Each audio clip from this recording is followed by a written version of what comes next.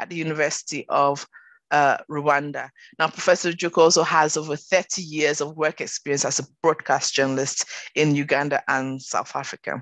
So thank you very much to all our panelists and our speakers today and for joining us, and to you, our audience, for bearing with us as we grapple with the world of Zoom. Barriers to Women Journalists in Sub-Saharan Africa was a joint research by AWIM and Foyo Media Institute, which published last year in 2020. And the research captured responses from across 17 African countries. And in the report, we have two main sections. So the first section explores the motivations and aspirations for women who join the profession. So why do they join the profession? And the reason we wanted to explore this was that there were some previous studies and perspectives that trivializes the reasons why women became journalists, often given reasons around glamour or the search for fame.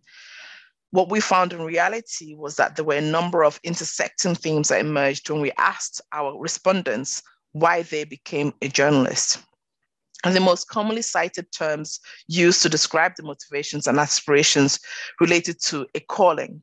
So people feeling a calling, or the love for a craft, or a sense of advocacy, usually because they witnessed some kind of injustices at a younger age. And several also spoke about early influence, usually by a parental figure. But some also gave the examples of seeing other women journalists and being inspired by them to join the profession. Some of the names that were cited were Catherine Kasavuli, Oprah Winfrey, and also the late Rosemary Nankabewa. And the love for storytelling was also a prominent response. And for the most part, this type of enthusiasm was used to describe a commitment to positively impacting the lives of others. And so the words passion and love were used to convey the emotive connection that the respondents attached to their role as journalists. So essentially, from the ways in which the respondents of the study described their motivations and aspirations, it went far beyond the kind of, trivialized ideas of aspiring for glamour or fame. In terms of experiences in trying to enter the industry, there was an almost equal footing between those who were able to enter the industry in roles that suited their career aspirations and those that were not. And for those that responded no, when we asked if they entered the industry into the role that they aspired, less than half of them had yet to attain that original goal. And it was interesting that only 6% of respondents indicated an aspiration towards a senior leadership role in journalism. Now, in narrating the experiences of applying for roles that they aspired to, less than a quarter of the respondents described their experience as good or fair. And once respondents entered the industry, they faced a number of issues such as poor pay, challenging environments, sexual harassment, and gender discrimination. And we explore each of these barriers with more depth in the second part of the report, where we delve deeper into the various forms that the barriers that we found out took. And so these can be summed up into 5 key areas. So the first one is job stagnation and salary discrepancies. Second is disparities between men and women in terms of the distribution of job roles. Third is around sexual harassment, bullying, sexism, and racial discrimination. And fourth was around family life. And finally, there was discussions around women in media and leadership. Now, I'm going to leave you to read the report, and my colleague Joy is going to share a link to the report in the chat of this Zoom just now. Because the aim of today's panel is to focus on the way forward, right? Through the various insights that our speakers today will share on how we might break these barriers that we're finding. In terms of the structure of the panel, I will invite these panelists to each give their 10-minute presentations. And while you listen to their talks, please do feel free to drop your comments in the Q&A box or in the chat. And once everybody have delivered their presentations, we will then go into the Q&A session, and I'll either read out your questions, or if you've indicated you'd like to speak, I will then invite you on to speak. So when you're posting your comments, do indicate whether you like to say it live or not. And also, I believe you should be able to raise your hand so I can invite you in to speak. And of course, while you're listening to us, if you're tweeting and on social media, please use the hashtag AWIM21 so that we can also retweet and share it on our platforms. And so, to start us off today, I would like to invite Professor Margaret Jjuuko to share with us her presentation, which offers some insights from Rwanda and Uganda. Professor Jjuuko, you have the floor.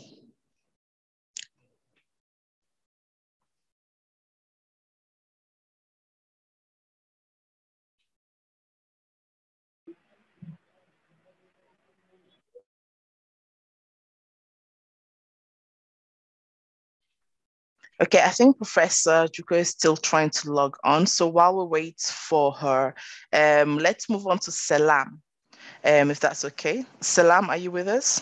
Yes, brilliant. So Selam is going to give us insights from Ethiopia and share with us her thoughts on creating radical spaces for women in media. So Selam, over to you. Thank you. Thank you, Dr. Yemisi. Can you hear me clearly? I think my connection was also dropping. Yes, we can. Thank you. Perfect. All right. Thank you. Thank you, everyone. As Dr. Yemisi just said, I would like to discuss as part of a way forward and what I think is one of the most crucial elements in our way forward among the many solutions that we would be required to work on.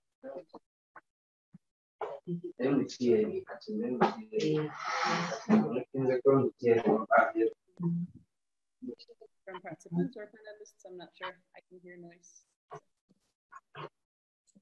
Sorry, I think that's one of the interpreters. Kubanvu, we can hear you. Could you please mute your mic? Or Joy, could you please assign him to the right interpretation channel? So that's Kibanvu. We can hear you, please. All right, there you go. Yeah, thank you. So one of the many solutions that we would be required to do, I think, is creating radical spaces, women-only spaces. And before I go into the details of that, I just would like everyone attending, also the panelists, to just think of how do we understand the gender gap in media, women's discrimination in newsrooms, denial of meaningful promotions, representations, both in media contents and also in leadership within the media houses, sexual harassment, and all these things. How do we understand them? How do women and women journalists understand these problems? Do we see them as isolated media space only problems, or do we see them as part of this grand socio-political systemic problem convened by, of course, the patriarchy? I think these are important questions that we need to first ask, especially what led me to thinking to the importance of creating these radical women-only spaces for women in media and for journalists. So I think for us to ask these questions is very important, because without acknowledging the problem, without understanding the problem, and without articulating the problem, it is very difficult or even impossible to arrive at a meaningful solution or lasting and radical change, right? And we also need to ask, who are the stakeholders in this journey? I call it a journey because it is not something that we can just write off as a policy or put it on and just go away with it, but it's a very long process of change, and a change characterized by a lot of and continuous and learning and creating new perspectives. And you might say, and a lot would say, and this is, I think, a common language in a lot of, especially in the development sector, that women and everyone else will benefit from this, because men in the society at large will benefit from the improvement of women's contribution in all sectors and so on, which is true, and I agree. But I think it's also time for us to start unapologetically thinking from the women's point of view and make women the center of this change. And we need to make change for the sake of women because we deserve it, and it's our human right, right? And the rest of the change will be part of the outcome. The betterment of the society and everything else will be just part of that change we'll be making when we uphold and respect women's right, as it is, without any correlation with other change that will have, or it will have on the family or in society and so on. But just because women are full humans and with full agency, I think that is where we need to start as well. And radical change needs conversations, right? This kind of radical change needs conversation, needs organizing, it needs solidarity. And for all these, we need a space, and a safe space where we can say things out loud, and build solidarity, organize, and move against the problem. And this is why we need these spaces, women-only spaces, to facilitate these kinds of conversations. And I would like to share with you my experience working here in Ethiopia specifically, and comparing the training of mixed gender journalists versus women-only spaces, women-only trainings and roundtables, or any other session that happens to be either mixed gender or just women-only. And if you've been part of such sessions or facilitated these kinds of things before, I would like you to start picking on your memory and think if you noticed any difference. And if you have been in that space, I'm sure you have noticed like a tremendous difference between when it comes to gender and when it's women only. Salam, I'm really sorry to interrupt you, but I think quite a few people are saying they can't hardly hear you. I don't know if you've got headphones you could use, or if you could move closer to the mic or something. I'm not sure. Wait, let me see if I can close maybe a window next to me. If that's no, I don't think we can hear any background noise. I think it's just the audio is quite low. Maybe move closer to the mic or something. I don't know. I can hear you perfectly. Yeah, please go ahead. Thank you. No problem. Sorry. Yeah. So what happens when you have these different spaces for mixed gender and for women is when it's mixed gender trainings or roundtables, women journalists really need to be, tend to be a lot more reserved, and they don't want to speak much about their gender-based challenge. They're often worried they will be mocked and be made fun of because, let's be honest, we're not used to our feelings in such contexts being validated, right? And they're rather ignored, or we're usually gaslighted. And in addition to that, I've noticed mostly, of course, in the Ethiopian context, is acknowledging gender gap and problems are somehow understood as accepting weaknesses or as inferiority complex. And you would hear women saying, I don't think I'm unable to do anything because I'm a woman, and it's perceived as a negative mentality. I don't want to see myself as a woman and my gender does not matter. Like you would hear such things, and I think it's common in most places. But this is, I think, a classic case of mischaracterizing the problem where the real problem will not be addressed or even discussed. And the truth is, discriminations happen because the system told and convinced culture that basically informs the rest of the patriarchy supporting institutions, women are inferior to men. And that is what leads to where we are now. So the correction to this mischaracterization is to say, yes, this is happening to me just because I'm a woman, and it should not be that way. And that needs to change. And I demand that my human rights are respected because I'm a full human with full agency over my life, right? And that should be our starting statement. But you don't see that happening as much in mixed gender spaces because those spaces often lack empathy and honesty. And women sit in these spaces discussing gender things because patriarchy will, of course, reward you for obeying and for being the good girl or a good woman who doesn't disrupt the status quo. It rewards us when we say my gender is not the problem, because that would translate into not challenging the system. But when you are in women-only spaces, you see a considerable and a very visible shift in these languages and the change. And of course, you notice like the little dancing around the problem sort of thing at first, but the moment someone speaks out, everyone else will start feeling seen and feeling understood. And that creates a ripple effect to everyone in the room. And you hear everyone confiding in, and no time in the world would ever be enough to say things out loud and to vent and to say, yes, me too, I've been there, and this happened to me as well. And you see how patriarchy has basically taught us that venting and discussing our problems at the personal level is a bad thing. If men ever do it, God forbid, that is the most emasculating thing that they could ever do. But still, men get to talk and strengthen their solidarity and collegiality both in and outside of their working spaces, including after work drinks, get-togethers that they can easily and safely access. But women don't have these privileges, especially when it's middle-aged women, married women, and family women. They don't have that privilege because there is also that component of being and having a lot of responsibilities after work and in the house, which the men usually don't share. So although women get a pass for discussing such issues amongst themselves, like such as venting, it is still seen as a bad thing, right? Or as, again, as a negative thing or as a weakness. And that is where the catch is. This is another mischaracterization of how we understand verbalizing our pain and our challenge. And another mischaracterization of a revolutionary and radical pursuit, and being able to say our pain and our problem out loud and be validated, to be able to vent and know that we're not alone, is actually a key step to revolutionary and radical cultural change. So what happens when you always stick to mixed gender spaces is that women find it very difficult to have honest conversations and name their problems, challenge. And when you don't communicate your problems, what happens? Of course, you'll barely understand them. You barely understand them as shared challenge, and that means there will hardly be any possibility of creating solutions and solidarity that will affect change in the end.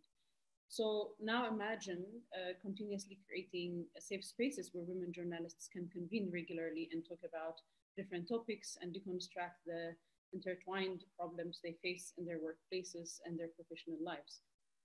And I think this will lead to better understanding of the problem amongst women themselves, and it will lead to more in-depth conversation to practically help to understand the personal as political. Because when we create these spaces and the more we talk about it, and we will start understanding it is the women belong in the kitchen of the house language that translates to the women journalists should stick to covering only soft news or programs. It is the women can only go so far culture that translates into no meaningful promotion in the newsroom or even leadership. And it is the men's ego of being led by a woman that translates to workplace harassment, because that would mean shaming and disempowering women, especially in the most common hush-hush and victim-blaming culture that most of us live in. So it is really necessary and very important for us to facilitate safe spaces for women journalists and for them to understand their commonly shared challenge and validate each other. And this will eventually foster the opportunity to build trust and solidarity, and that will serve us the foundation of powerful and impactful steps that can be taken to revolutionize workspaces. And I think CSOs, local CSOs, and even NGOs, whether they're local or international, and associations, really should invest in a lot of effort in creating enabling spaces for these to take place and cut down the barriers that disallow women from achieving their full potentials. And when we organize, we gain momentum. And when we gain confidence and we gain more confidence to face our problems and stand against them. And there is power in empathetic and nurturing spaces, and there is power in solidarity, and there is power in organizing. And I would like and going back to the first questions that I was asking, how do we understand these problems? How do we think they're isolated or they're part of this like bigger system that we're living in?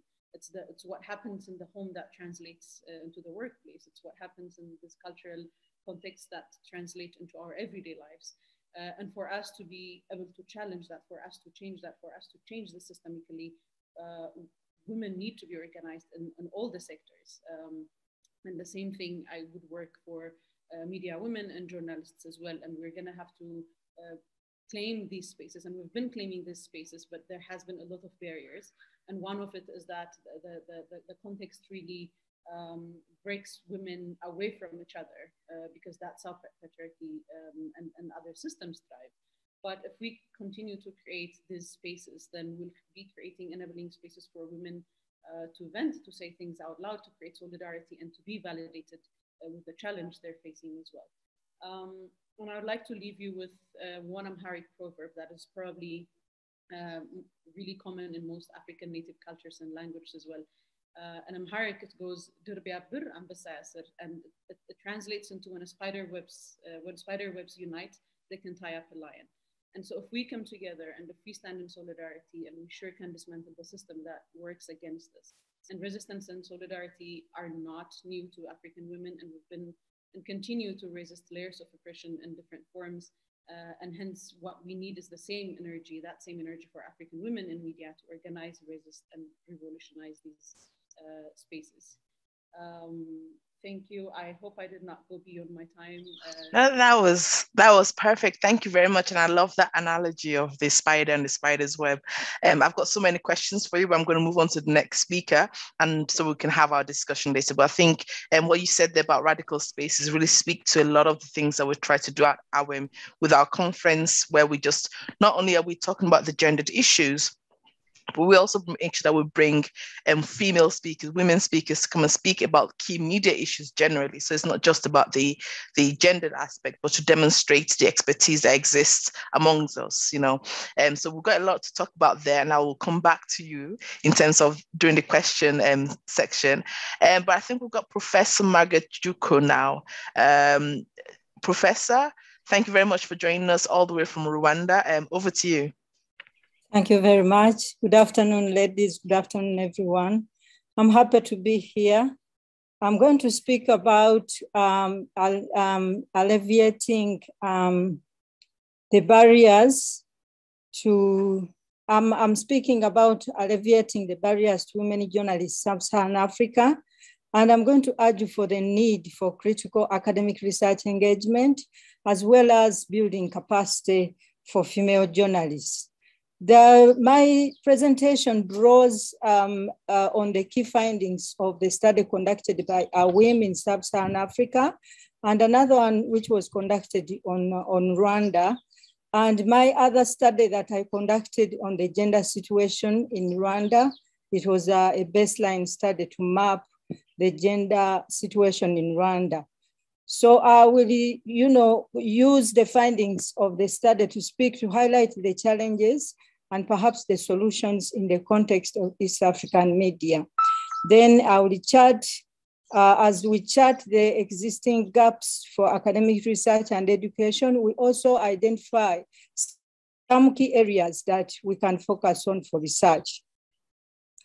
The three studies that I'm speaking about established what is not an isolated cases, but in the entire African media, we find that women journalists are lower, the numbers of women journalists is lower than those of men, and that there is a high rate of job mobility. Women are leaving.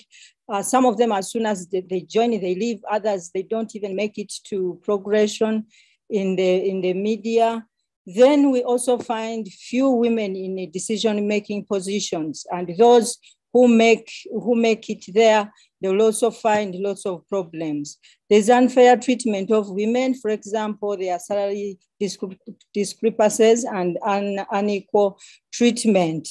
There is also problems that are related to undermining the women's capability, probably particularly in covering the bits that are considered to be bits of men, like covering economics, sports, covering political stories, and so on and so forth. So, and these issues are generally caused by the lack of gender awareness in most media institutions. In Uganda, in Rwanda, in Kenya, we find that the journalists we find that, let me see if I can get, I'm trying to get into the slide mode. Okay, I'll just leave it as it is. No, there you go. There you go. I was actually putting the slides up for you, but you can go ahead. I've turned it off from my side. Please go ahead. All right. So you also find that there is limited knowledge of the existence of gender policies.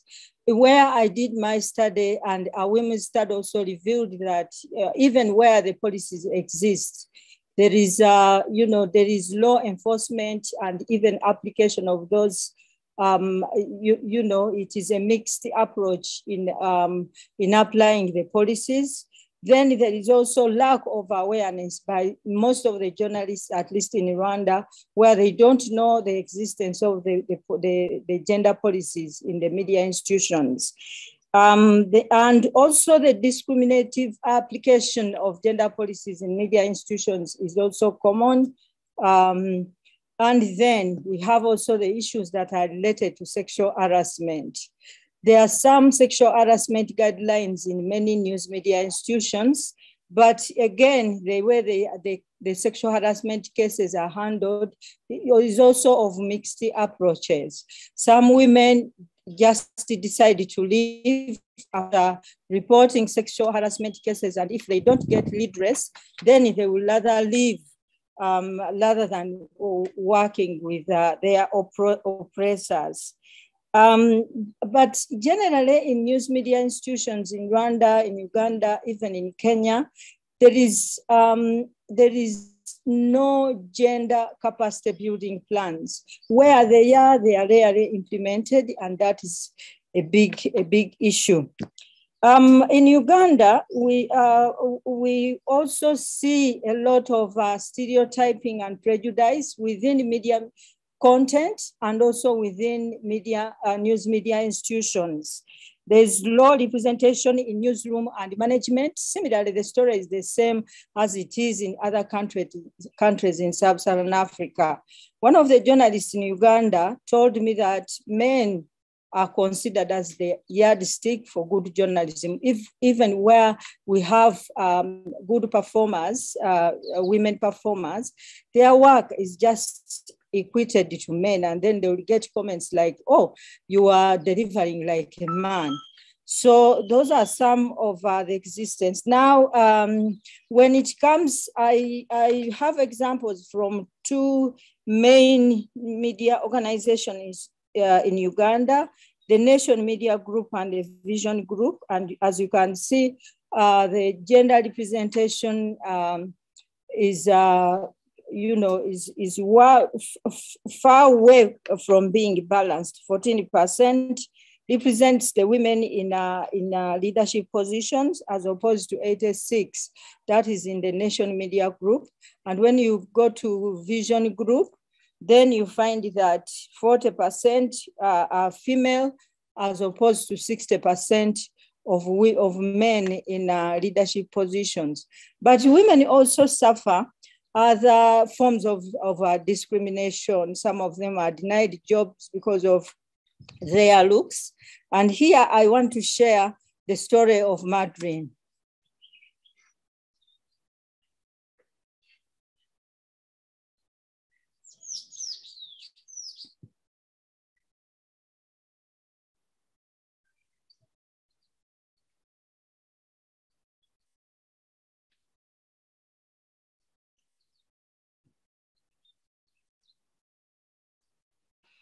Professor Jjuuko, would you like me to play that from our side? Sorry, I am playing it. Oh, we can't see your screen. So you need to click share screen. Yes. Okay, let me share the screen. Okay. Okay, are you seeing my screen now? Yes, we are. Okay, so I will play again. There's no audio, so I think you need to set your audio to play through the Zoom. Anchor, talk show presenter. There you go, we can hear you. Can you hear now? We heard it briefly. Can you hear it now? The sound is not very good. So this has interviewed for those anchor position and it's editor. So so I reach out. We'll get back to you. Yeah, actually like you. Actually, after calling the second time. The audio is not clear, so perhaps may I play it from my side? Yes, if you can. Okay. Can you play it from your side? Yes, let me do that. Thank you. Okay, so I will stop sharing the screen. Yes. Okay. Just bear with me. Okay. Thank you. So okay. Can you hear? At 26, Margaret Jjuuko. Can you hear it? Employed journalist. Yeah. I can hear it. I don't know about others. Talk show presenter and producer at one of the local TV stations. Yes, the sound is very low, but it's better than before. Jjuuko quit her job in April and 3 weeks Okay, maybe, yeah, Dr. Yemisi, maybe we just leave the video and I'll just tell the story. Okay. All right. Yeah, so at 92 kilograms. So this journalist shares a story where she was denied a job because of her, because of her size. She went and conducted interviews. She has been working in the media for some time, but when she wanted to get another job, she qualified. Of course, she had everything. After the interview, she was told that she cannot get the job. She needed to reduce her size and so on and so forth. But there are some emerging issues. There is a new feminist wave that feel that women are overrepresented or considered because of their remade appearances. And that one also comes with other sets of female journalists who agree with men that gender is inconsequential. Women and other minorities challenge employment discrimination on the basis of merit or professional status. And also particularly in the Ugandan media, a bit also in the media in Rwanda, we find that women are willing to flirt with men even on air. And this is most common with, sports commentators. So these are some of the challenges. But then how do we address some of these challenges? I think there is need for sensitization on the rationale of gender equality in media institutions. It's important that everybody is sensitized. Then gender mainstreaming activities across the board. This came out from most of the journalists in Rwanda who agree that there is more that needs to be done to bring everybody on board. Media education is also important, where we need to empower female students, particularly with practical skills, and also help them to build their confidence. Particularly in Rwanda, the confidence of female students and female journalists is a little bit low as compared to their male counterparts. So we need to do a lot. There's also need to support the female journalists network, because when you look at Rwanda, the female journalists network are doing quite a lot of work in the training. They train, by the way, both male and female journalists, particularly in development of skills and upgrading of skills. But if they are exclusive training for the girls, then that one will also help. You also, at times I chat with our development partners and I say we need to support the females into leadership, positions through training, because many of them, for example, don't have a master's program, because when they leave school, they start families and it will be difficult for them. And some of these jobs, they require a master's program. And a master's degree. And so we need to work in that.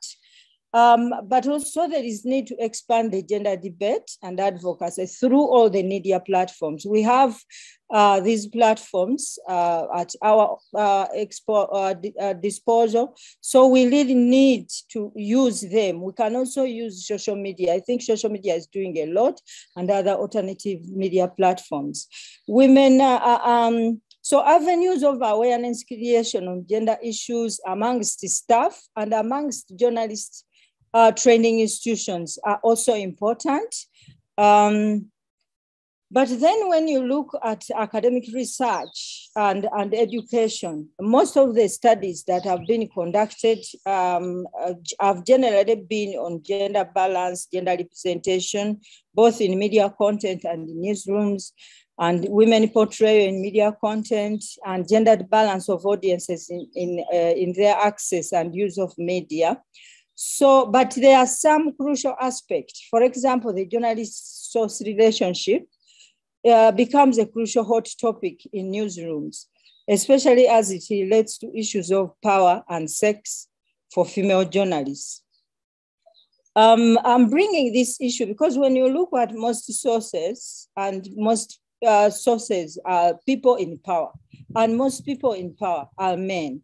So therefore, we need to study this relationship between a male source and a female journalist who is interviewing them, who needs them for information. So that one is still a gap. Then while ethnographic frameworks appear to be complex in nature, they can also be effective, especially when we are exploring cultures in newsrooms and the intersections between work and family responsibilities among media practitioners.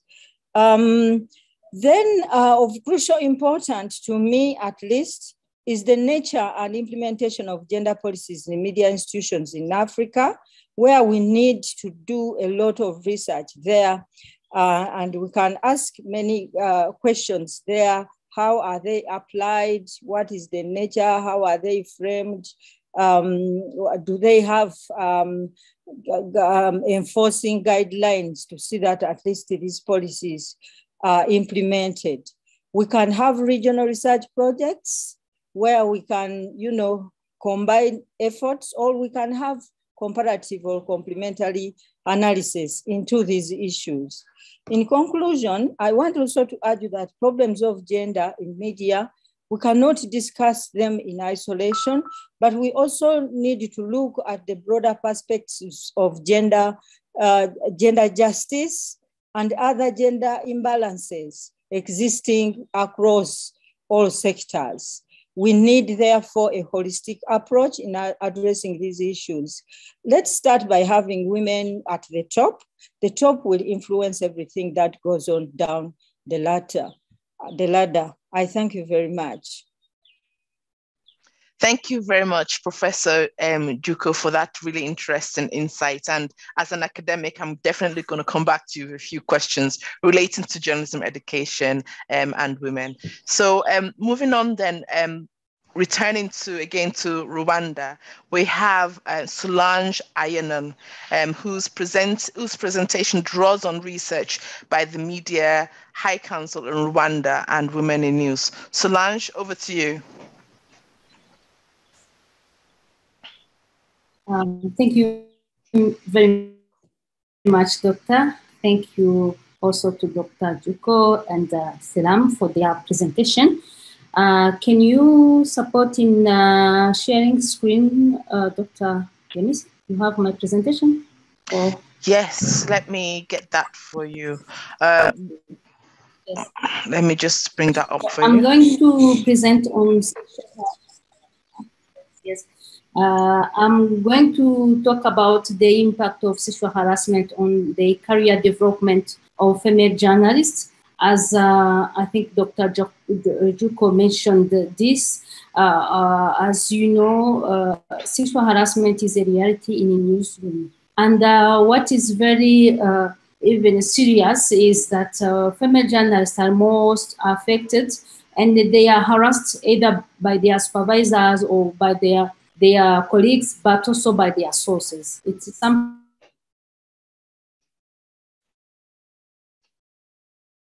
workplace is only your office, but in this case, women journalists, they work in the office, they work on the field, and sometimes they are harassed by, they are harassed by their sources or the person they are doing interview with.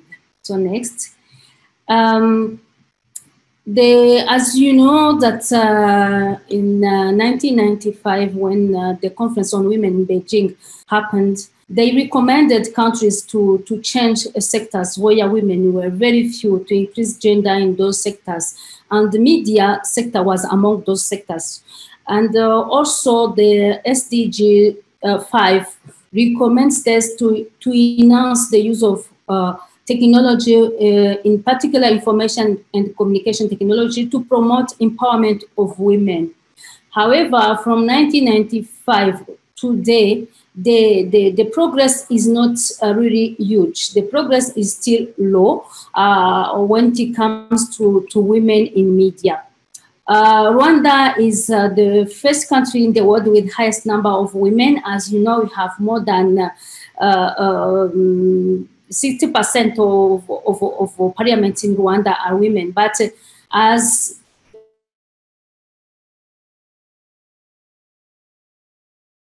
it's not, the image of parliament is not reflecting the gender in parliament, is not reflecting in the media. The lack of women in a leadership position makes women vulnerable to sexual harassment, as many studies, as I'm going to present some findings from them, show that men are more perpetrators than women. Next. The study conducted by AWIM, next please. The study conducted by African Women in Media, barriers that prevent women to progress in media, showed that study shows that sexual harassment happens at all points of the career stage. From the point of recruitment, people, when they are recruited, they are women are pushed by the employers to have sex with them so that they can get a job. The sexual harassment also happens when they are at work, when they are already in the work. And also it happens for many other reasons like promotion or increase of salary. Next. As this study, Barriers for African Women Journalists, showed that sexual harassment is really a reality in the newsroom. Next.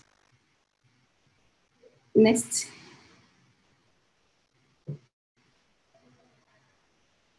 Next slide, please. Yeah. And the lack of awareness of what constitutes sexual harassment, not the previous one, is also a problem in media. People do not know what is sexual harassment and what is not. Because of the culture, sometimes they assume that there are some cultural behaviors which are accepted in the society, but which they really enhance sexual harassment. For instance, in the Rwandan society, we have our traditional hug. When you talk sexual harassment with people in media, they say, you want to prevent us to hug you, but our traditional hug doesn't have anything with sexual harassment. But some people abuse that hug to push, to touch some parts of the lady they are hugging. So there is this lack of awareness on sexual harassment. What is sexual harassment in newsroom? What is not sexual harassment? There is bullying, intimidated by their supervisors or by their colleagues. There is also sexual harassment related to pay. People, they push to sleep with their supervisors in order to increase salary, in order to be promoted. Those are really the findings from the research done by AWIM. Next slide, please. Yes. The study conducted by Women in News in July 2021 this year in Rwanda, Kenya, Uganda, Malawi, Botswana, Tanzania, Zambia, and Zimbabwe showed that in Rwanda, 24% of people who responded to that survey, men experienced sexual harassment, verbal sexual harassment, and 12% of men experienced physical sexual harassment. When it comes to women, 40% of respondents experienced verbal sexual harassment, while 30% of female respondents experienced sexual harassment. Only among those who faced sexual harassment, only 33% decided to report. We are going to see the reason why people don't report about sexual harassment next. Next slide. In Kenya, the The survey showed that men 30% experienced verbal sexual harassment and 15% experienced physical sexual harassment. Those are men. But on women, 79% in Kenya of people responded to the survey experienced verbal sexual harassment, or it is 55% times if you compare the data or about men who were harassed. And 51% experienced physical sexual harassment. Only 29 people reported about what happened to them. In Uganda, the survey showed that 29% experienced verbal sexual harassment. They are men. And the 29 men experienced physical sexual harassment, while 63 female journalists who responded, they experienced verbal physical sexual harassment. So, and only 12% of people who were harassed decided to report. Next.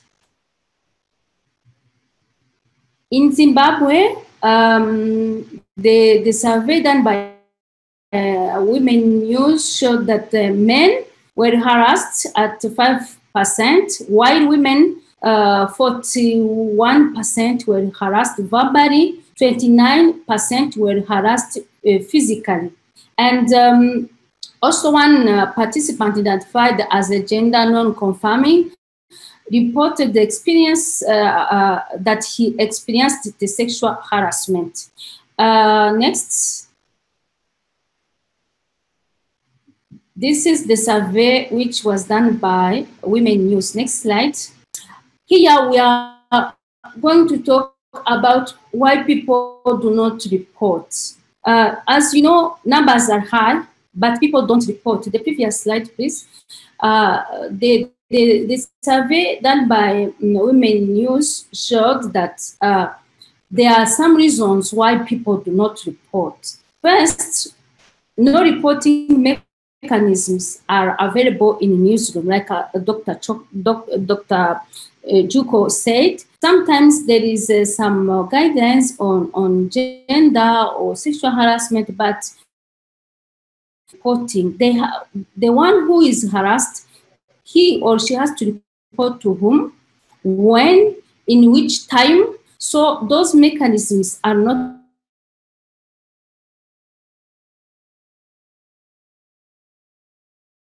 see who to talk to, so they are still confused. So, and some people, they don't know how to report, and others are afraid to report because of the impact, the consequence which can come on their jobs. And others are intimidated. They are intimidated. They don't want to report because of they fear the intimidation by the supervisor or the harasser. They fear to lose job. Those are the main reason why people, they don't report. Those are the quotes. The quotes I took from the survey. One say, I'm not alone in our organization. We are harassed and afraid to denounce the perpetrators for fear of losing our jobs. Some of us accept it just to keep our positions. So even some female journalists, they accept to be harassed because they want to keep their job. Another quote say, editors, especially men, harass women reporters asking for sex to publish their stories. You know, there are some also freelancers. Those freelancers, because they sell their stories to various media houses, sometimes they are asked by their editors, if you want your story to be published, so you have to be mature. When in the Rwandan context, someone told you that, says to you that you have to be mature, it means that you have to think what to do so that your story is published. Next slide, please. Next. Yes, and based on these the findings of those various studies, and there's also another one done by Media High Council in Rwanda in 2019. it showed also that one of reasons hindering women in media, hindering women to progress in their career in media is sexual harassment. So in Rwanda, I'm going to talk about this case study of WIMOC, Women Media Owners for Change. It's a network of 17 women media owners. They have their online media houses. After assessing the media sector and seeing that there is a sexual harassment, they decided to initiate a gender desk where they encourage female journalists and other who might be harassed to come and report, but especially it is for women to encourage them to speak out and to assess even the impact and to reduce the impact of sexual harassment on the life of journalists. So in that gender desk, it was set in August this year with the support of Women News and the Netherlands Embassy. So they availed a psychologist who discussed with the ladies who were harassed. Next, unfortunately, the sexual harassment affected the victim in a way that you cannot imagine. It has many consequences. So this is the case study of Mary. Marie is not her real name, but it is one of the victims who were received at the gender desk in WIMOC. So when she came, according to the report of the psychologist, she presented the various symptoms. She had hallucinations, delirium, headache, fear, isolation, a stigma in society, and also has faced physical problem, chest pain, and she lost her audition because of physical harassment. She had to fight with the harasser. So when she came, she was in a moderate crisis caused by the misunderstanding between her and their colleagues and the society in general. When she reported, no one trusts her. Next. Next slide. Yes, when she reported that she was harassed, no one trusted her, so she was really traumatized by the lack of trust while she was harassed. The consequences on Mary, she stopped to work in that media house. She lost the audition. She lacked the means for medical treatment because when she came to the gender desk, it was like a 3 or 5 months from when she was harassed, and she lost the job. And also, she was not able even to explain the narrative of what happened to her. We more provided some services, 4 sessions of counseling. They provide financial support for a very hard to see to have other treatments so that every symptoms she has can disappear.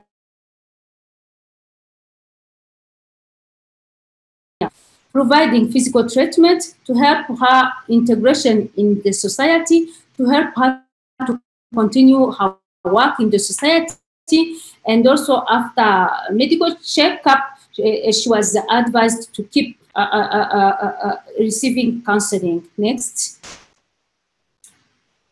This is in general what happened in the gender desk. The gender desk received also some calls from female journalists testifying that they were harassed, but they didn't want their names to appear. So it was really a good experience. As recommendations to address this problem, because really it's a harmful problem. It's something which has an impact on the life, psychological side, on the physical side, but also on the owner of someone who is harassed. So the recommendations are, and some previous speakers also mentioned this, is to raise awareness on sexual harassment in newsroom, because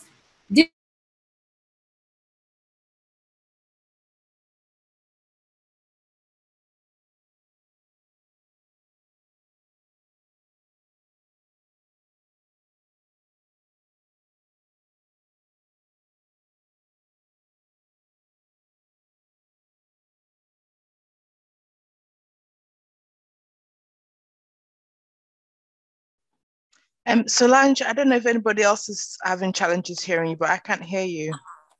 I can't hear her as well. I can't either. Okay. All right. I wonder if Solange, can you hear us? It's possible that maybe her internet has gone down. She can't hear us and we can't hear her. But her video is on. Yeah, her video is on, but she can't seem to hear us or see us. Can you see me? Yes, we can see you. Okay, she can see. Solange, we can't hear you. Unfortunately, we can't hear you.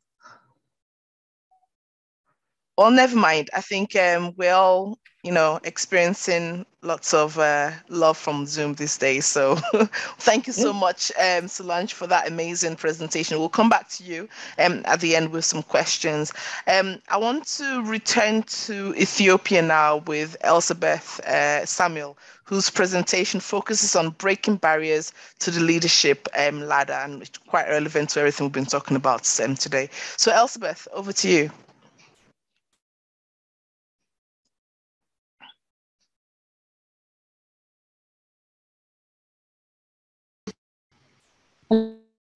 Hello? Hello, Solange. We couldn't hear you. We can hear you now. Yes, I was at the recommendation. Let me talk about briefly. Okay. Yes, the recommendations to raise awareness on sexual harassment in newsroom, to design anti-sexual harassment policy where they are not in media houses, but also to discuss its content. It's good to have a sexual harassment policy, but if people are not aware about the content, no one will report. To organize internal dialogues in media house to discuss about sexual harassment, because so far sexual harassment is something which is taboo. To organize trainings for men and managers so that they can take they can take actions to stop and to prevent sexual harassment. Women media organization to keep advocacy to eradicate sexual harassment in media, like this platform created by WIM or other women media organizations. They can keep increasing the awareness on sexual harassment and make advocacy so that sexual harassment is stopped in media house. To increase the number of women in a leadership position in media houses, because so far men are dominating the industry, and we know that men are more perpetrators. So if we increase the number of women in leadership positions, I'm sure that we will have the impact. So I think I'm done. Thank you. Can you hear me? Yes, absolutely. Thank you so much for your contribution, Solange. That was really insightful. And now we're going to have Elsabet Samuel. Elsabet, are you with us? Yes, you are. All right. Yes, I am. Over to you. Yeah. Thank you very much. Over to you. Thank you so much, Dr. Yemisi, for the introduction. So my presentation is going to be about breaking barriers to the leadership ladder. And I'd like to discuss challenge and the way forward, taking the Ethiopian case. So for your IMS has conducted a research, gender and media baseline research this year, and it's already published. So data and factors that I'm going to present here are taken from that specific study. So similar to media houses in other sub-Saharan African countries, number of women in media houses is increasing, but still the number of women who are climbing the leadership ladder is very minimal. So practically media houses are primarily dominated by male journalists regarding employment, staffing, and this is regardless of media ownership structure as well as media type. So since men are dominating senior management and leadership role, the role of women in making editorial decisions is again reduced in a notable number. And if we take the case of Ethiopia, we only find 1 out of 23 positions taking the leadership role in newsrooms.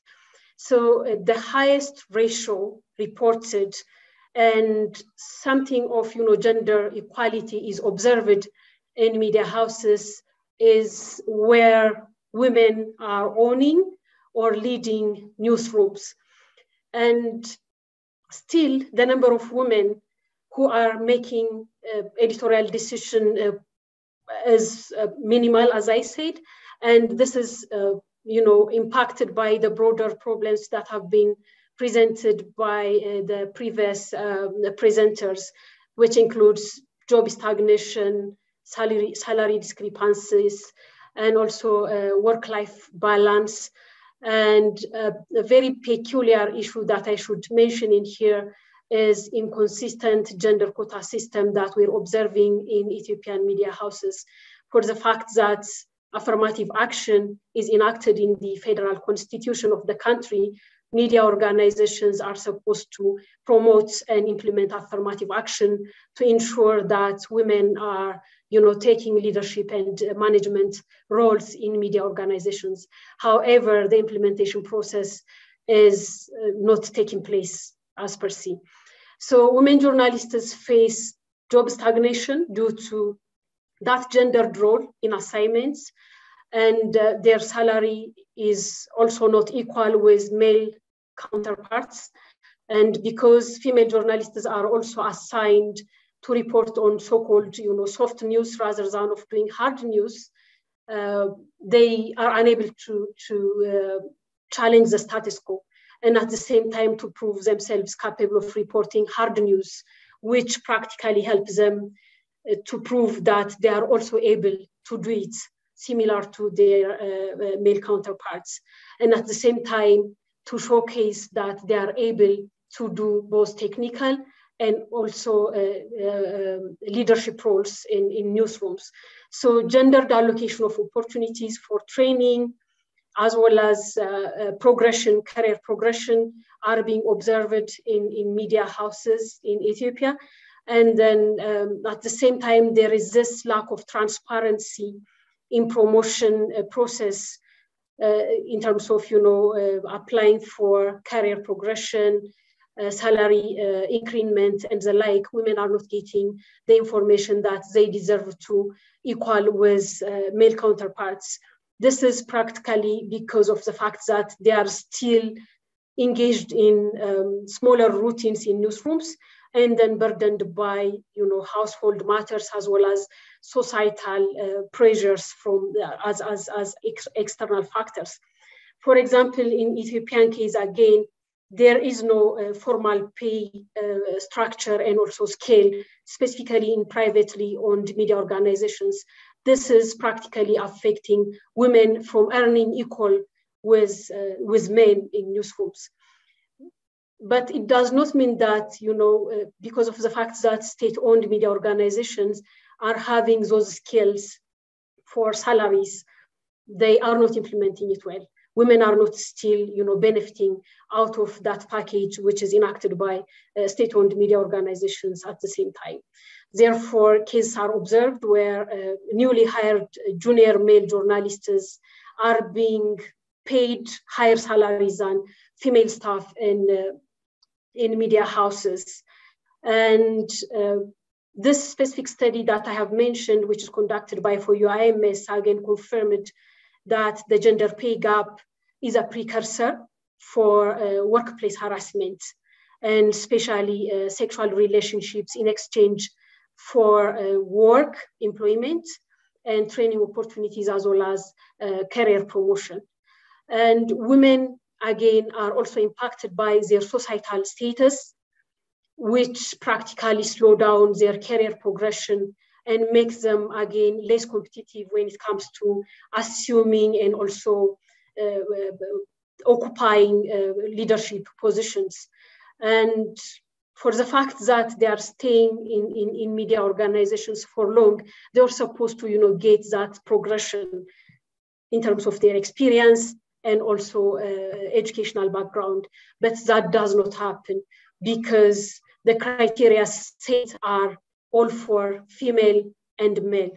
And then there is no that affirmative action being implemented in media organizations to help them achieve their career progression in media organizations in Ethiopia.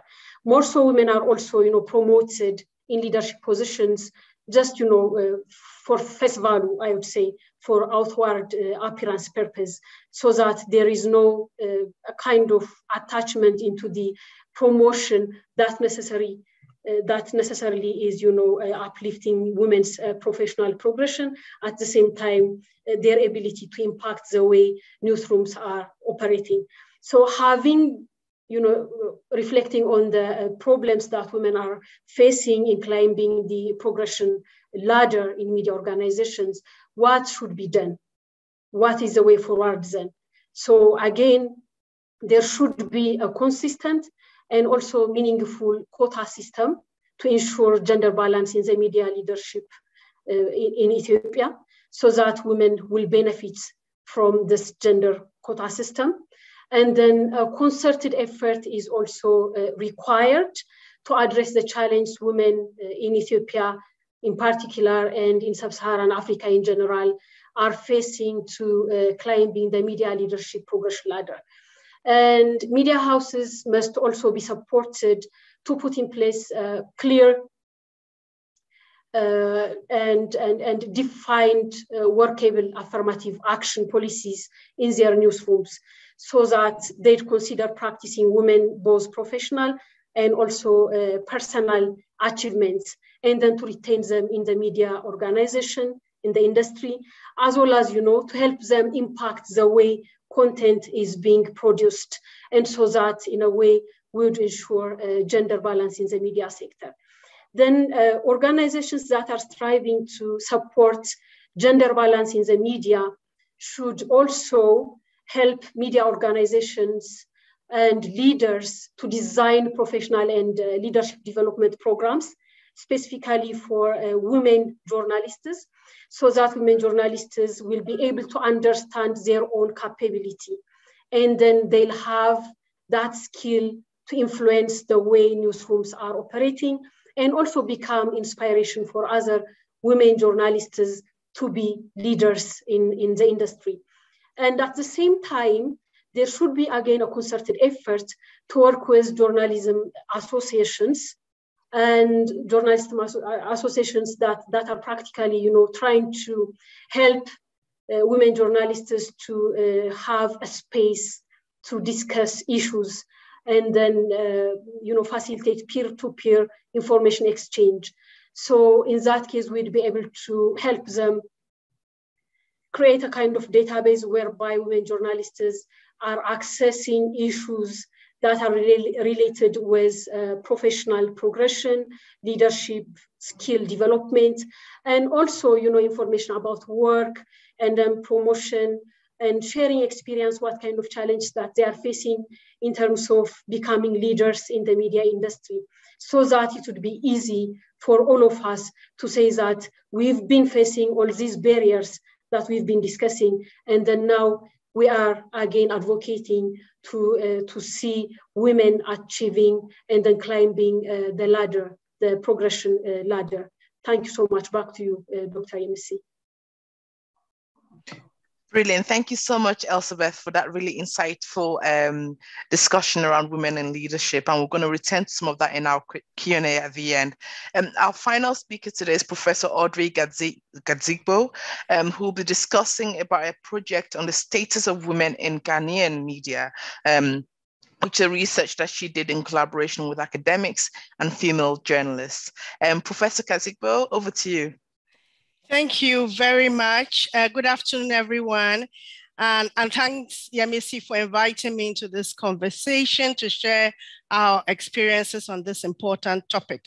My presentation is aimed at making the case for strengthening advocacy and the ability to push for change through building strategic partnerships, especially between researchers and media practitioners. And that's how our project was designed.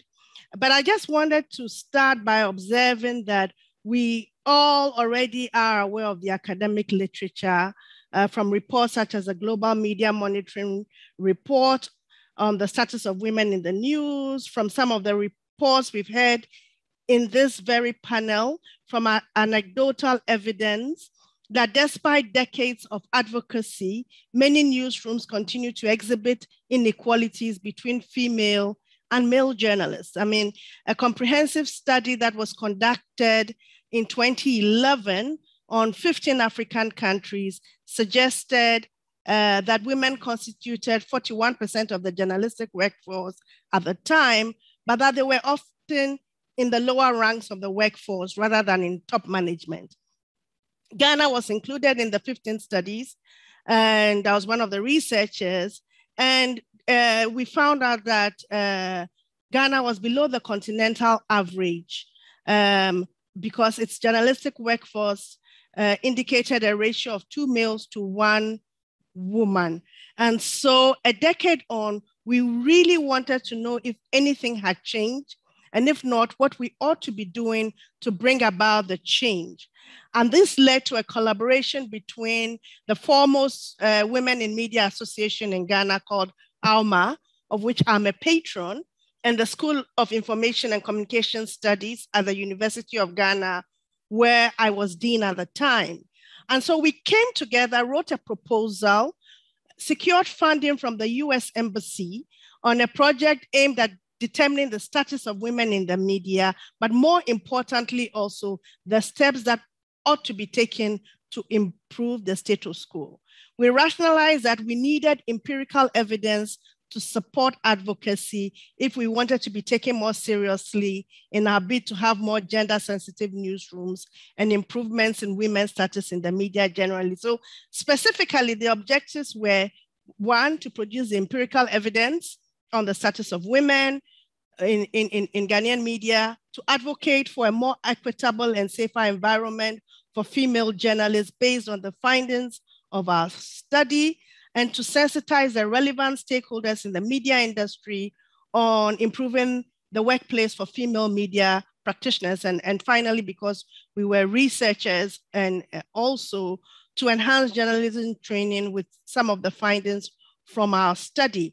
And so our final outputs were, 1, a research-based status report on women in the media, which was based on a nationwide survey of women in the media space in Ghana. Then we also did dissemination and sensitization workshops where we shared findings from the report as a basis of discussions on how to improve the status quo. We also produced a policy brief with clear recommendations on what main actors had to do to bring about change. So recommendations for media managers, editors, and owners, recommendations for media policy agencies. So we brought our National Media Commission, our Ghana Journalists Association, Ghana Independent Broadcasters Association. We had recommendations for the female media practitioners themselves, and then recommendations for gender CSOs that often support the media. Also importantly, as part of the project, we produced a gender-sensitive newsroom code and a sexual harassment guide to be used in newsrooms, because one of the key findings was the lack of any policies and guidelines in most newsrooms on gender equality, and also on creating a safe and conducive working environment. And then we embarked on engagements, like I said, with some of the relevant stakeholders to press home our demands. And of course, because the team included academics like myself, we also derived an academic article out of it, and which is currently under review for a journal. Now, quickly, and I know time is not on our side, what were the key findings from the research? I'll start with the good news first. Some will not surprise you, but we found out that women are entering the field of journalism in increasing numbers in Ghana. We found out also that the women we spoke to said they are covering a wider pool of beats, including politics, business, and sports that were traditionally considered as male beats, although sometimes they were still assigned soft news and social beats. We also found, as part of the good news, that a majority of respondents, 62% though, so not a great majority, but a majority of them perceived that there were equal chances of promotion in their jobs. However, we were concerned that 12% did not think that they had the same chances as their male colleagues for being promoted, while the remainder of the respondents were unsure. The not so good news was the fact that less than half of the respondents, 40%, had full-time regular employment with their organization. So the rest were either interning, unpaid volunteers on contract, part-time, or national service people. But it was concerning that so many unpaid volunteers, so-called interns, contract workers, part-time workers, meant there wasn't job security, and freelancers, there wasn't job security for women working in the media. We also found that the majority of respondents, 74%, are generally found either at the lower levels of the organizational structure or in getting to mid-management, occupying staff positions such as junior reporters or senior reporters.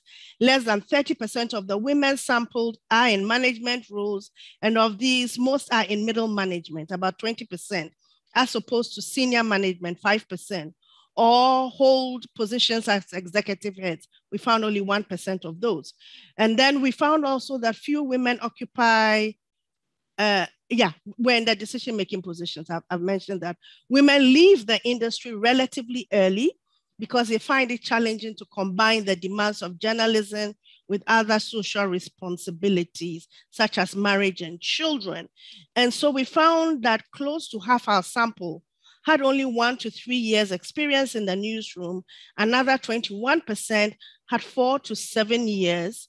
And so we really do have a young journalistic workforce as far as women are concerned. Women perceive that there were paid disparities between them and their male counterparts. So that's part of the not so good news. And then we found out that gender-based harassment exists in Ghanaian newsrooms, but few organizations had policies to address the problem and dealt with it very poorly. And then finally, the good news was that women felt empowered in the digital space. But the bad news was that they had concerns relating to their safety, including trolling and cyberbullying. So those were the results. And so given these findings, we felt we had our work cut out for us. So we had a gender-sensitive code that we produced and have distributed it with the media associations, not just the women's media associations, but all the major ones, and in newsrooms. So we think that they are in many newsrooms in Ghana now. And the gender-sensitive code address gender balance at decision-making levels and what they ought to be doing to encourage more women or nurture more women into decision-making positions. It also contained providing safe spaces for women. We advocated that they have comprehensive written media policies. And also we address gender representation and portrayal in content. How could we not do that? And then the sexual harassment guidelines. That also we addressed how media organizations had to proactively address sexual harassment.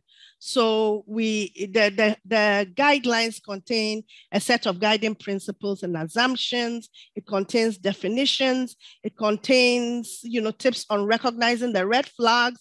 It contains the legal and regulatory ecosystem for addressing sexual harassment in Ghana, how to respond, including reporting and redress mechanisms, encouraging newsrooms to set up committees. And then we also included a self-assessment checklist to help people recognize when they were crossing the line. And then finally, the policy brief. The policy brief laid out the problem, provided the key findings from our study to make our case, and made made specific recommendations. And so for media managers and owners, we ask that they improve remuneration and employee benefits such as permanent contracts, social security, paid leave to attract and retain media workers, especially women, and make arrangements in their newsrooms to make it possible for women who had children to find it easier to work. And we wanted them to be intentional about the peculiar needs of women and to provide support systems for them. And they needed to have clearly defined career progression policies and then build women's capacities to help them advance. And then they needed to develop clear policies on sexual harassment, cyberbullying, and institute procedures that encourage reporting and swift execution of sanctions. For the female media practitioners themselves, our policy brief encouraged them to pursue further studies to boost upward progression, to take advantage also of the fact that, you know, there's not a very strong beat culture anymore. And so people are assigned to general areas to report, but we thought that it would be helpful if they specialized and showed and identified a niche for themselves that would be in-depth so that they improve their chances of upward progression. For media policy agencies, we ask that they ensure that media houses adhere to labor laws, such as maternity leave, payment of social security, other legal obligations towards employees. And we advocated that they advocate and support the development and the adoption of gender equality and sexual harassment policies, because it's one thing us suggesting it, is another getting, let's say, the National Media Commission, which is sort of the regulator, being on their back to do that, and to advocate for stricter cybersecurity laws that protect cyberbullying and internet-based harassment. So generally speaking, those were some of our recommendations. And I just sort of want to conclude by saying that one of the intended consequences of this approach, of this project, was dismantling the silos that often separate research from practice and laying the groundwork for long-term collaboration between gender and media researchers such as myself and journalists in the newsrooms, and strengthening really the overall relationship between those in the so-called ivory tower and those on the ground. And so we are on a WhatsApp platform. The Female Media Association, ALMA, has a very good platform of close to 200 people. And then they put some researchers on. And so from time to time, we are able to share things of mutual interest. We bring some of the findings that we get from our research onto platform discussions. And they, very importantly for us researchers, give us stronger insights into what's happening in the journalistic world. And in that way, they contribute to us having a stronger research and teaching agenda. So I thank you for your attention. Over to you, Yemisi. Thank you so much, Professor. I think I love what you said at the end there about, you know, breaking that silo between industry and academia. That's something that, you know, I'm also very passionate about. So it's really great to see how you designed your research around that and you use those kind of communities to make sure that there is that communication between industry and academic research. Thank you so much for your presentation. So we've heard from all our speakers today, and we've got 30 minutes left on the clock. So what I'm going to do is that I'll ask a question from my list of questions and then ask a question from the audience's list of questions. And we'll go back and forth like that so that we'll make use of the time available to us. I do see that somebody has their hand up. So again, like I said, if you do want to speak or ask your question verbally, put your hand up and I'll come to you. So I'm going to return to Selam, who was our first speaker. Now, one of our research supported what you said in terms of the experience of women journalists who complain that their male colleagues are often favored for capacity building opportunities like conferences and training, etc. So spaces that prioritize or are designed to prioritize women helps to kind of limit this experience. But at the same time, right from the first time we held this conference, people are always saying to us, well, you should invite more men because they need to be here so that we can hear what the issues are. So my question to you is that how do we balance those two sides of creating safe spaces for women to share their lived experiences, but also inviting the men into the conversation so that there will be some change? That question is to Selam. All right, thank you, Dr. Yemisi.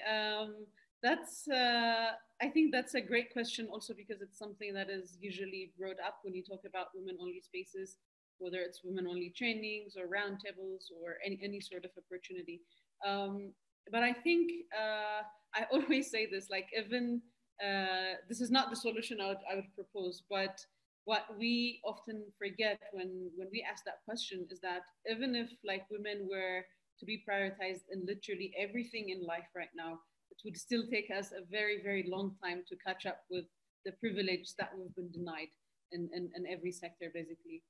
So I think that is, first of all, I think that concern mostly comes from not understanding why women-only spaces are needed or even why affirmative actions are needed and all these things.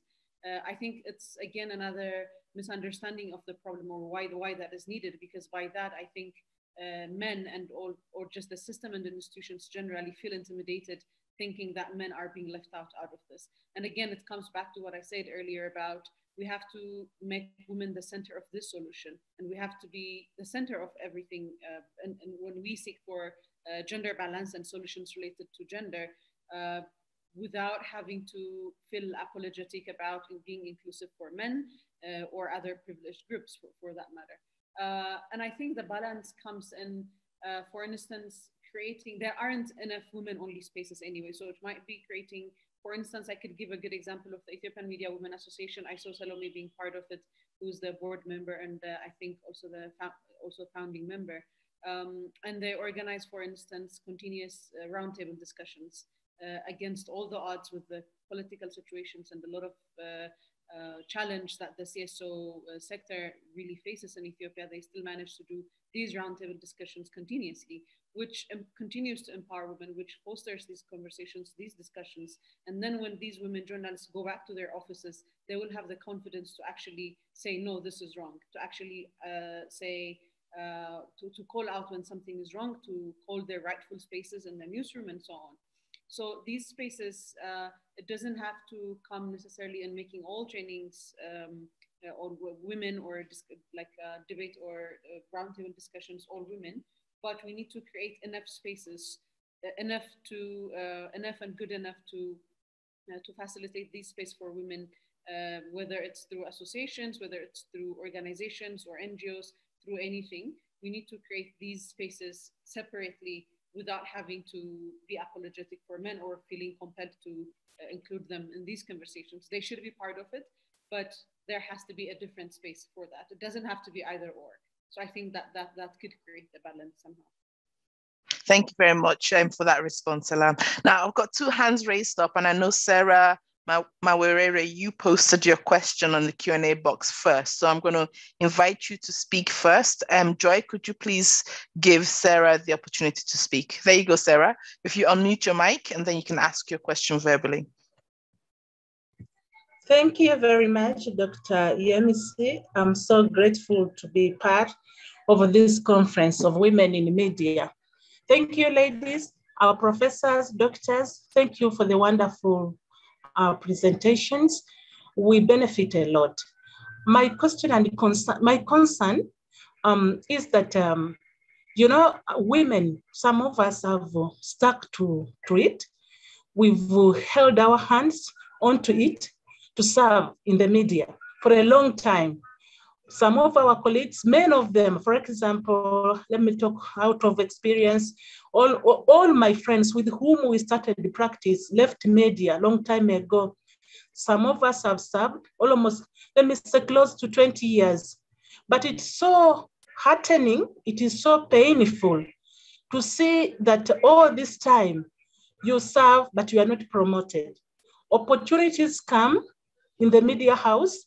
You even go for refresher courses, you train to higher levels, you obtain all the skills. But when it comes to availing opportunities, to avail opportunities or to consider, even if you sit the same interview and to your satisfaction, they even tell you performed well, but in the end, they give the higher position to a man or a young man who is even fresh from wherever, who doesn't even have even a small training in the media. And it is because of nepotism, politics, tribalism that is eating up our societies and our countries. I'm talking about my country, Uganda. It is so painful.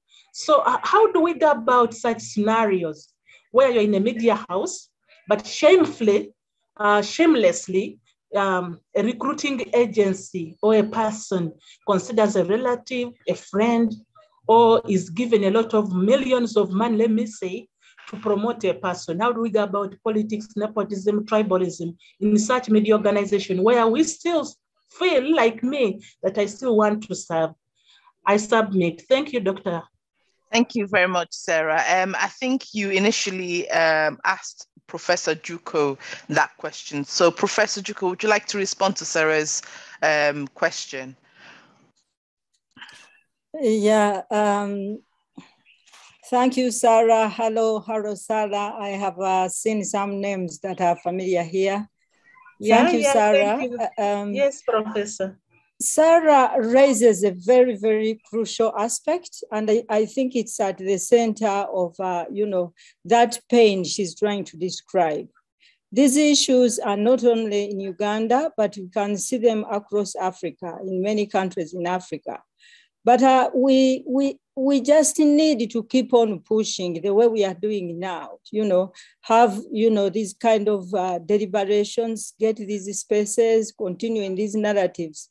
But most importantly, I think we need to lobby policy.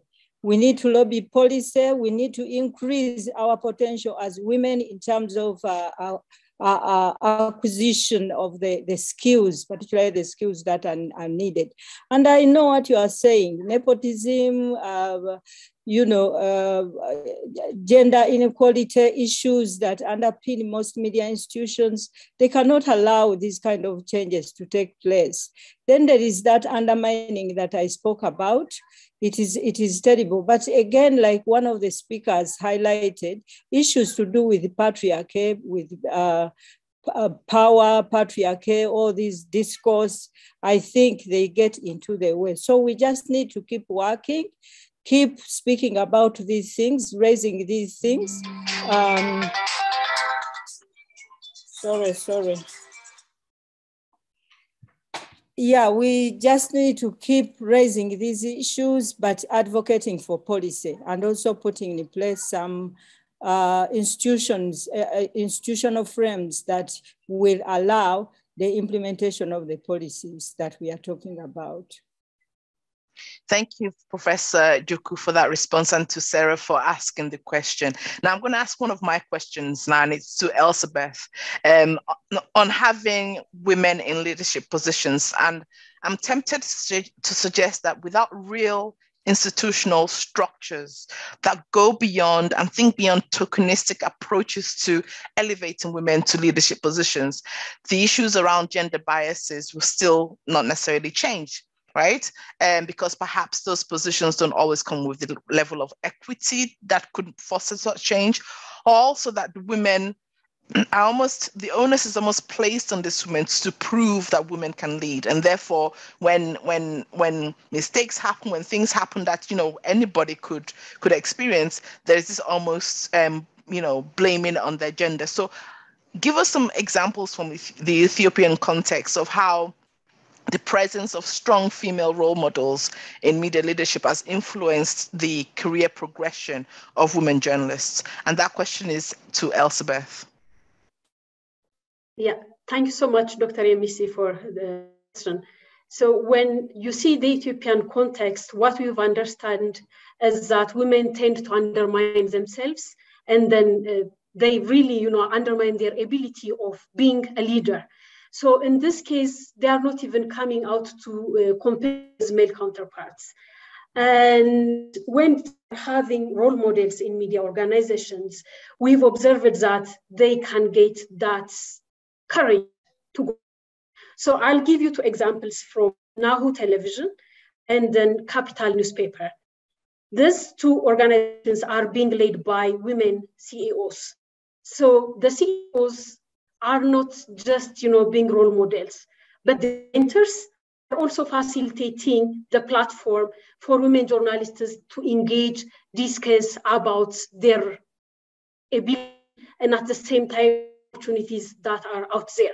And then they delegate in leadership positions to lead newsrooms in content making, and also, administering human resource and other media management businesses.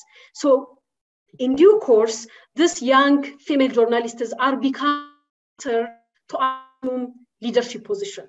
So now in this specific two organizations, we are having women editors in other places. And in fact, they are also inspiring other leaders, including main media leaders, to involve women in management and leadership processes, positions. So this shows you that we need role models, specifically in contexts where patriarchy dominates the society. The role models serve to show us it is possible, it's achievable, it's workable. And at the same time, they'll also inspire young women journalists to be more ambitious and aim higher so that tomorrow they are leaders as their role models. And at the same time, the availability and existence of strong female leaders,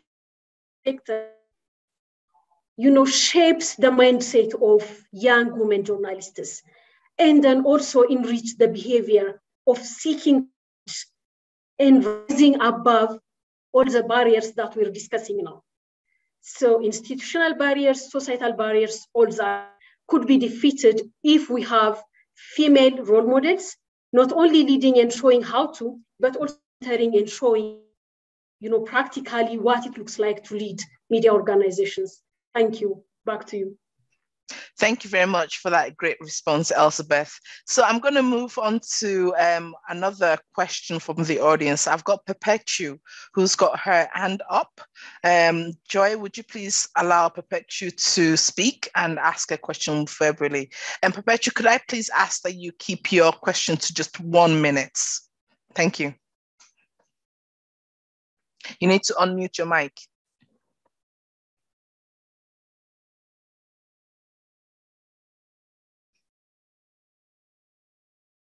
Perpetu, do you know how to, could you unmute your mic, please?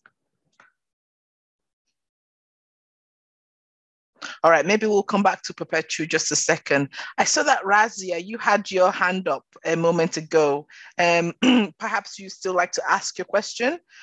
Joy, could you please give Razia the chance to speak, please, and ask a question verbally?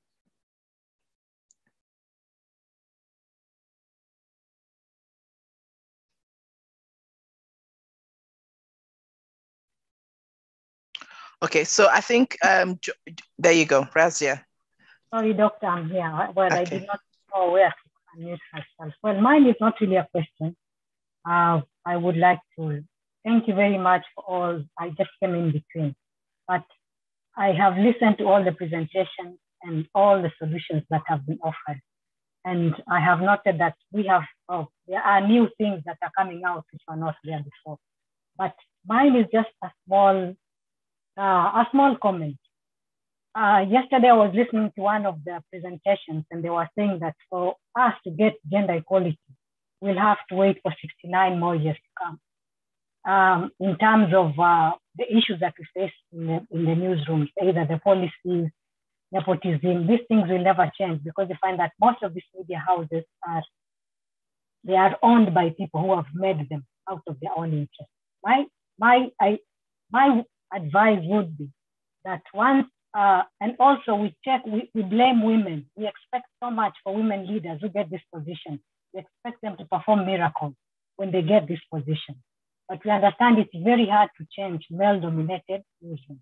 So my advice would be, we should not expect so much from our women. What we should continue doing is to continue mentoring our women. We should continue building their skills, their confidence, their knowledge, specialization, give them a niche, and make sure that all the things that people complain about women, because in most cases we are not serious. When we are called upon to do something, we don't take it seriously. So is that if we stand out, we have the right skills, and we wait for the right moment. Once you are given that moment, we use it properly. We use it to raise our sisters, to put them in those positions, so that you find that our life is going to be easy and we can maintain more women in the newsroom. Thank you. All right, thank you very much. I'm going to come back to you, Perpetua, to see whether you are now able to unmute your mic or whether Joy can help you with that. Perpetua, are you able to unmute your mic to ask your question?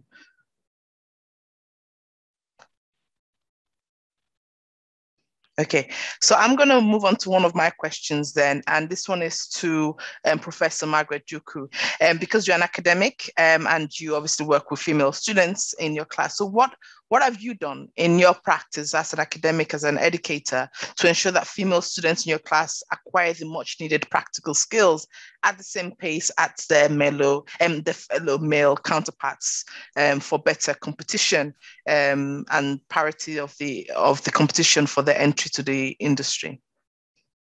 Thank you, Dr. Akinbobola.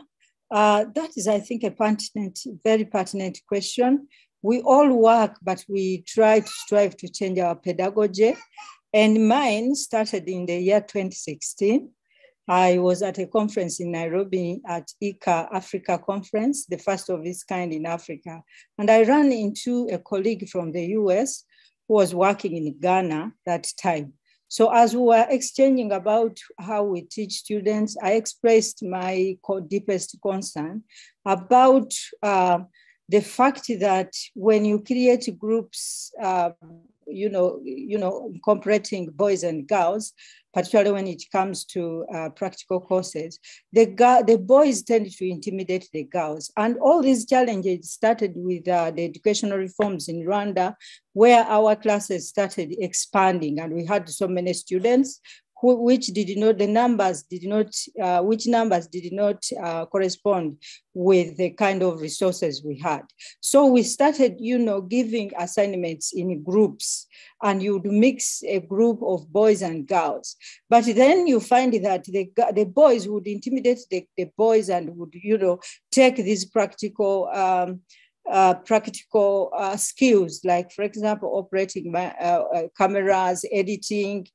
And then the girls also tended to relax because they liked it.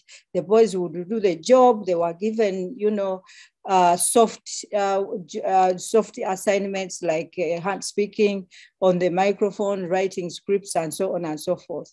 So when I expressed, my colleague advised, why don't you just create female-only, gendered groups? So I started creating girls only and boys only. And then I saw that the results were great.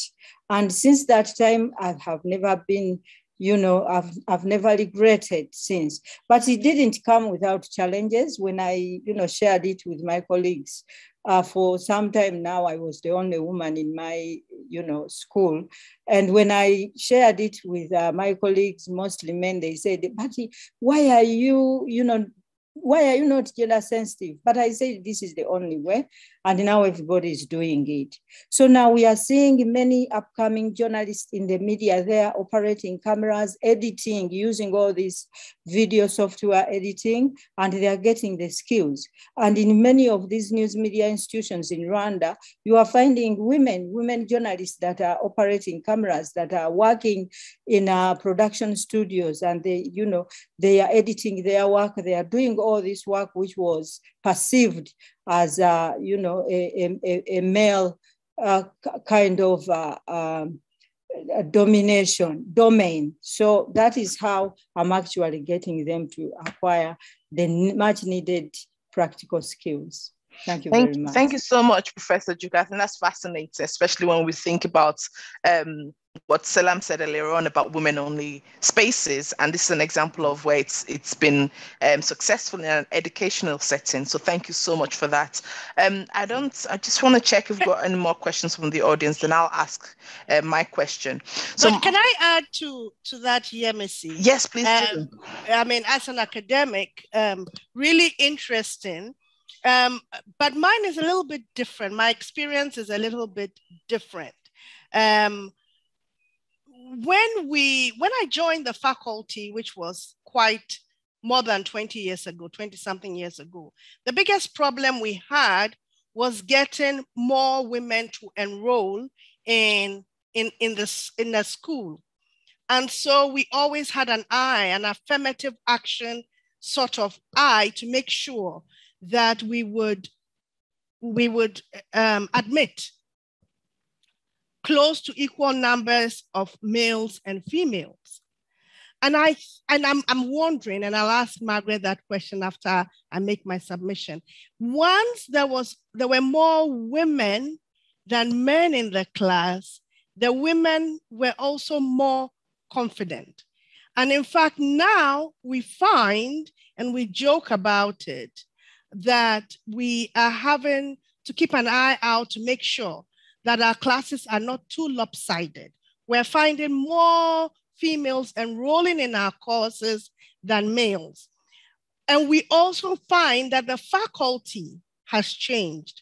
And so we have more female faculty in leadership and female faculty members than males. And I'm just wondering, and I'm asking Professor Jjuuko, whether that makes a difference. Do you think part of the reticence of the females was that they felt outnumbered by the males, and might more females in the program, more female faculty give them more confidence, a sort of role modeling effect?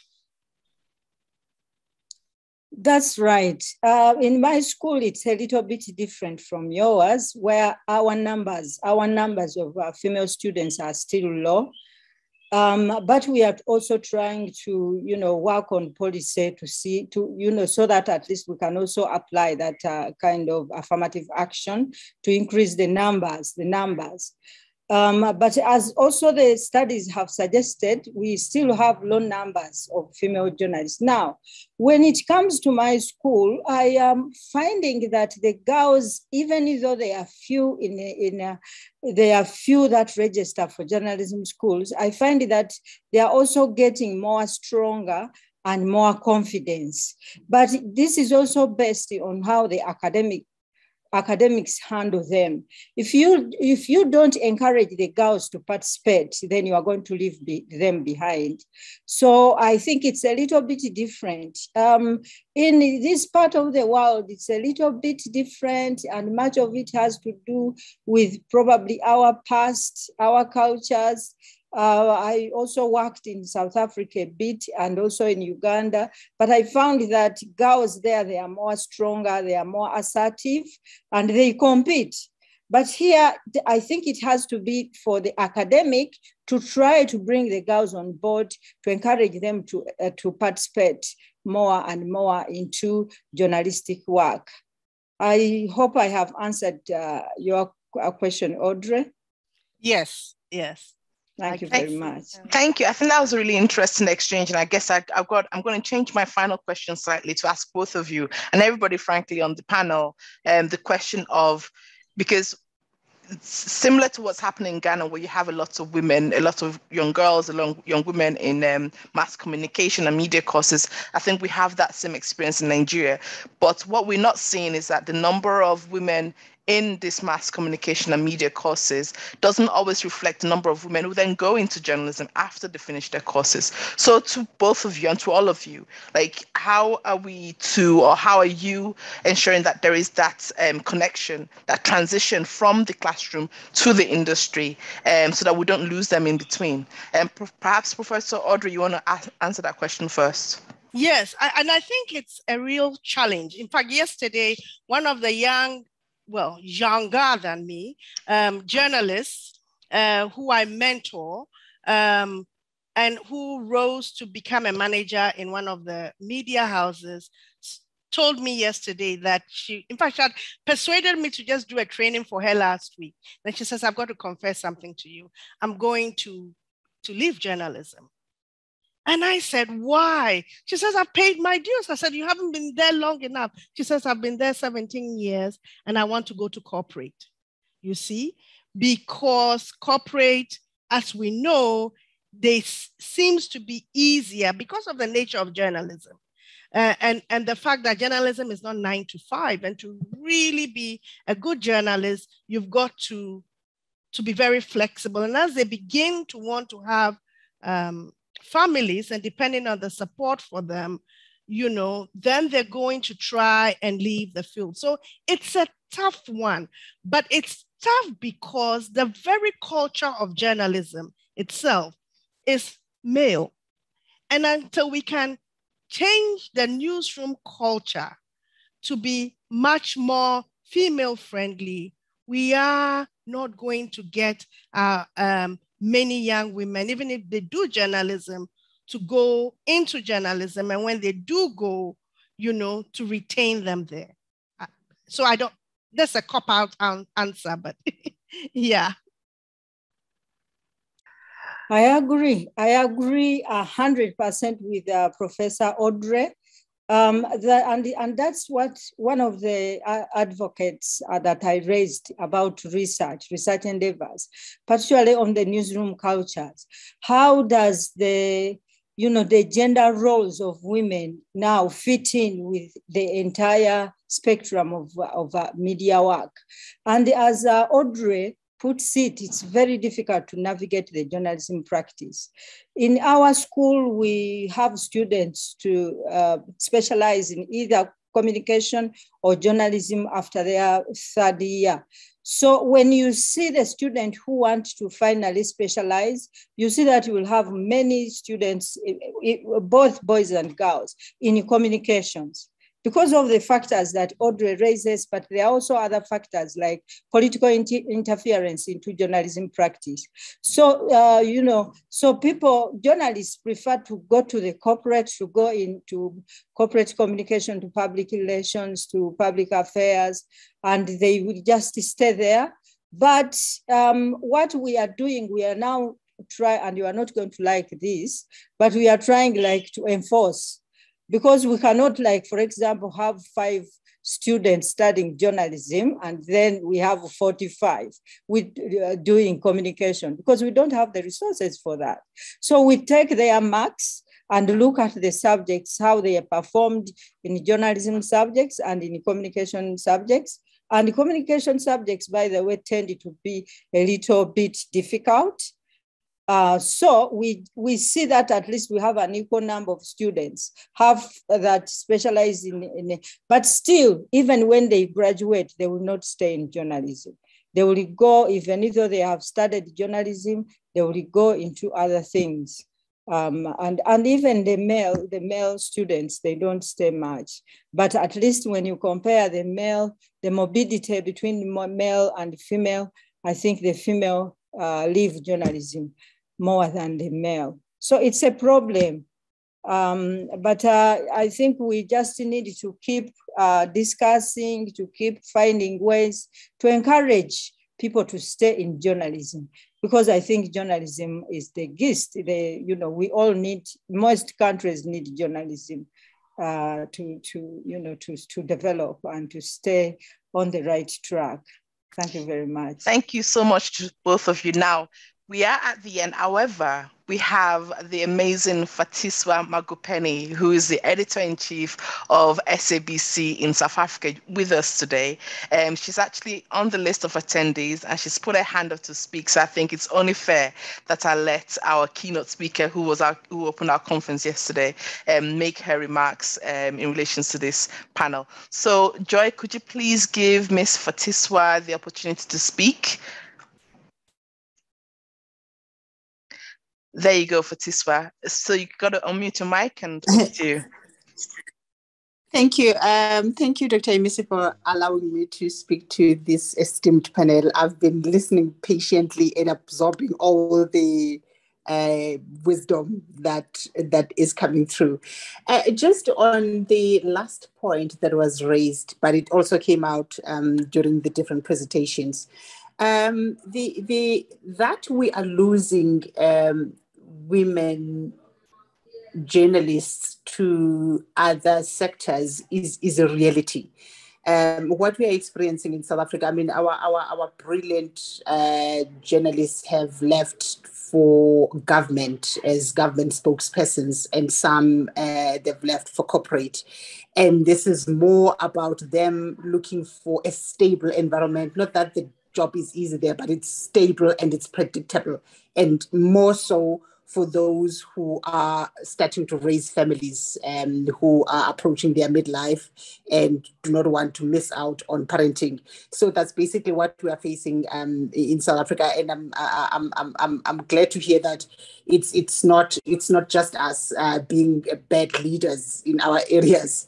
It's something that is affecting or other media entities in different parts of the continent, probably the world. And I think much of what we need to address is around the news cycle itself. We are talking about a news environment that's quite brutal and it's unrelenting. More so now, we are talking about an environment that deals with news on tap. It's like 24 hours. You are on your toes and you have to think of how to deal with the next angle. I mean, in the current role, and similarly to the editors of different platforms in the entity I work for, you know that if you are the editor of the news channel or you are the editor of digital platforms, you cannot go to bed until that channel is off air at 12 midnight. And then they record the loop, which is for 6 hours until 6 a.m. in the morning. And you can't wake up after the channel has gone to air live again at 6. So you need to wake up an hour before, which is what I do, even though there's an editor for that platform, because you always have to look out for anything that could affect the production when it starts at 6. So you're up at 5, but you go to bed past 12 midnight.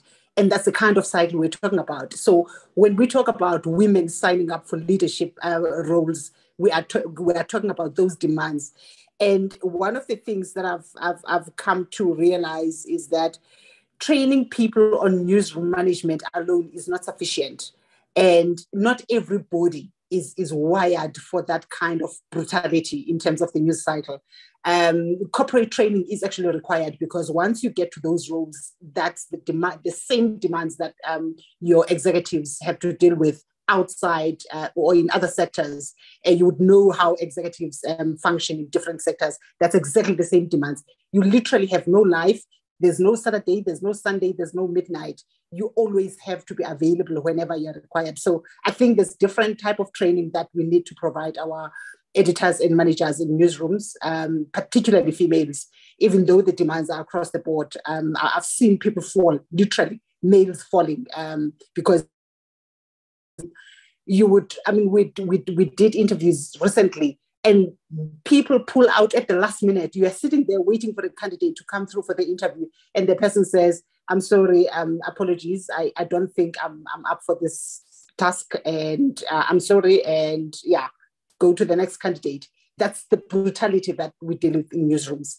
So I think we require different interventions, but I'm glad that this came up. Thanks, Dr. Yemisi. Thank you so much, Ms. Fatiswa. It's great to hear your experience, especially in such a, I mean, you're an example of that woman in leadership position. And we've been watching all the challenges that you've been facing in terms of your role at the SABC. So thank you so much for sharing your insights with us. I'm going to take Solange as the last person to speak and intervene today. So Solange, over to you. You're on mute. You got your hand raised up. Solange, are you there?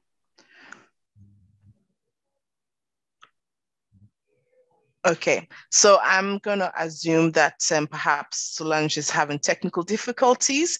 And so I'm going to use the opportunity to thank you all for being here today for this wonderful panel. I've seen a few of you who arrived after we had already started. All of these videos and all the videos from the conference will be available on our YouTube channel.